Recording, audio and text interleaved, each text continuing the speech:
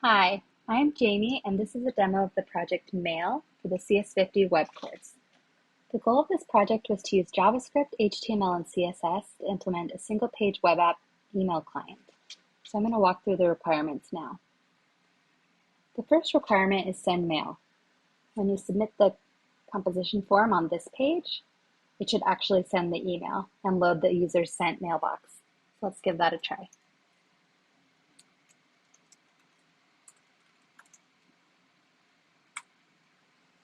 Great, so you can see that the email was sent and it loads here in the sent mailbox. Next is Mailbox. When a user visits their inbox, sent mailbox, or archive, it should load the correct mailbox. So let's check that out. Part of the requirements is that each email should be rendered in its own box, a div with a border, and show the sender, the subject, the timestamp, and we'll get to the archive button later. If the email is unread, it will appear with a white background, and if it's been read, it appears with a gray background. So here's the inbox, sent, and archived.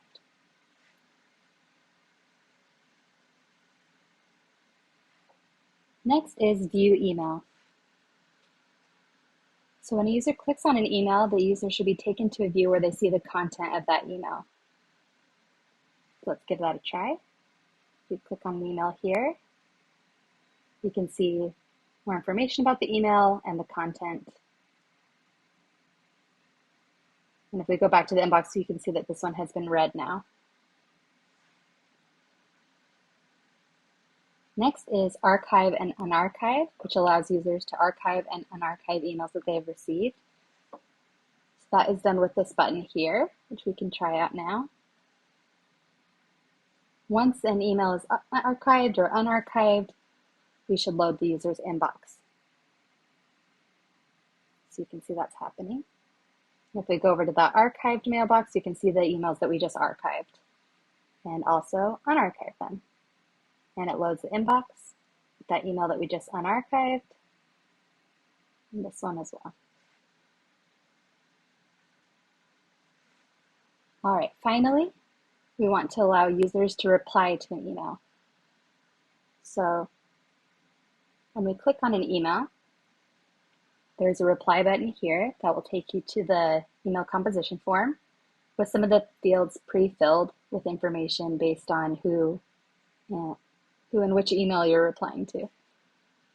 So you can see that this is sending to the person that wrote the original email.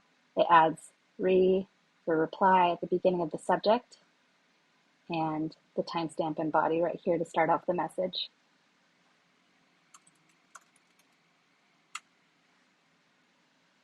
Okay, and one extra bit of logic here is to make sure that we don't add the reply prefix more than once. So we can test that out if we replied more than once here. It's only going to add that once. All right, so that is Mail. Thanks so much for taking the time to watch this demo and hope you have a great day.